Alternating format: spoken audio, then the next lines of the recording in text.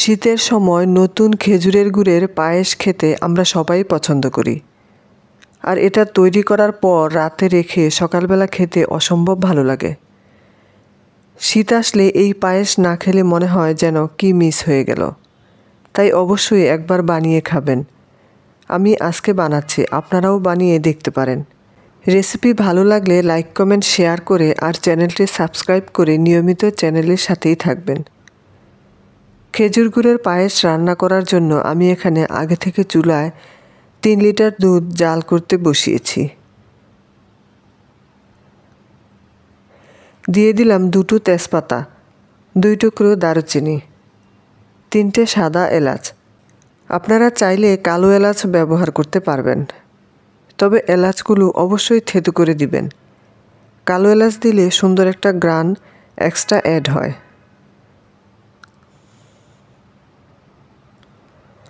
আরও নিয়েছি পোলাওয়ের চাল। এখানে আমি পোলাওয়ের চাল নিয়েছি 3 লিটার দুধের জন্য 1 কাপ। আমি ভিজিয়ে রাখবো না, জাস্ট সাথে সাথে ভালোভাবে ওয়াশ করে অ্যাড করে দিচ্ছি। অ্যাড করার সাথে সাথেই নেড়েচেড়ে দিতে হবে, না হলে কিন্তু তলানিতে চাল বসে গিয়ে দলা পেকে যায়। এই পর্যায়ে দিয়ে দিচ্ছি সামান্য লবণ, মিষ্টির ব্যালেন্সটা ঠিক রাখার জন্য।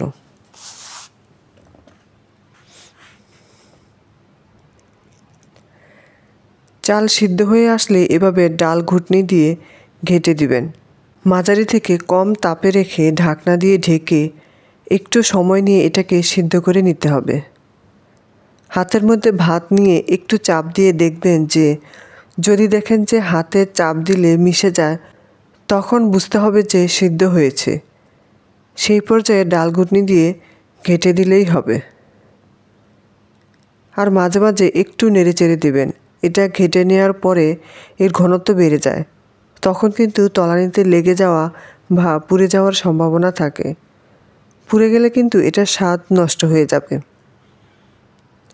অ্যাড করে দিলাম নারকেল কোরানো, একদম ফ্রেশ যেটা সেটাই ব্যবহার করেছি। মাঝারি সাইজের একটা নারকেলের সবটাই এখানে ব্যবহার করেছি। নিলাম খেজুরের গুড়। এটা আমি সম্পূর্ণটা অ্যাড করিনি, কিছুটা অ্যাড করেছি, কারণ আমি এখানে কনডেন্স মিল্ক ব্যবহার করব। এর কারণে এটাতে একটা ক্রিমিনেস ভাব বজায় থাকবে, যেটার জন্য ফিরনিটা খেতে অসম্ভব ভালো লাগবে। হালকা তাপে গুড় দিয়ে জাস্ট আলতোভাবে নেড়েচেড়ে মিশিয়ে নিতে হবে। আপনি চাইলে গুড় আলাদাভাবে জাল করে ফিরনির সাথে মিক্স করতে পারেন।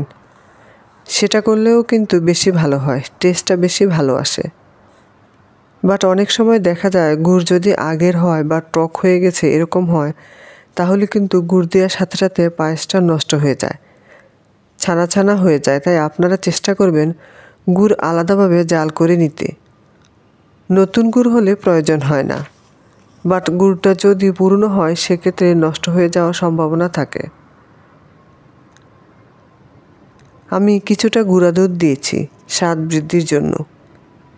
একেবারে মেশানোর দরকার নেই, একটু যদি দলা দলা থাকে তাহলে খাওয়ার সময় দাঁতের নিচে পড়লে কিন্তু খুব ভালো লাগে। এটা বাচ্চারা খুবই পছন্দ করে। দিয়ে দিলাম পেস্তা বাদাম আর কাঠবাদাম কুচি।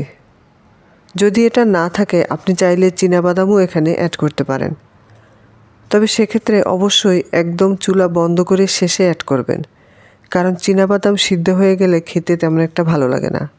এটা মিক্স করে বেশ কিছুক্ষণ জাল করে আরেকটু ঘন করে নেব। আমার পায়েসটা প্রায় হয়ে গিয়েছে। নামানোর পূর্বে আমি কনডেন্স মিল্ক দিয়ে এটার সাথে মিক্স করে একটু জাল করে চুলা থেকে নামিয়ে ফেলব।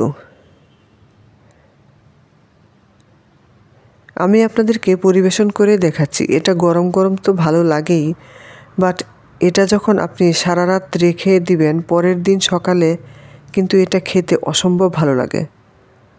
আর যদি কড়া মিষ্টি হয় সেক্ষেত্রে অনেক সময় দেখা যায় যে আগের রাতের যদি দুধ থাকে সেই দুধ এটার সাথে মিশিয়ে খেলে আরও বেশি ভালো লাগে।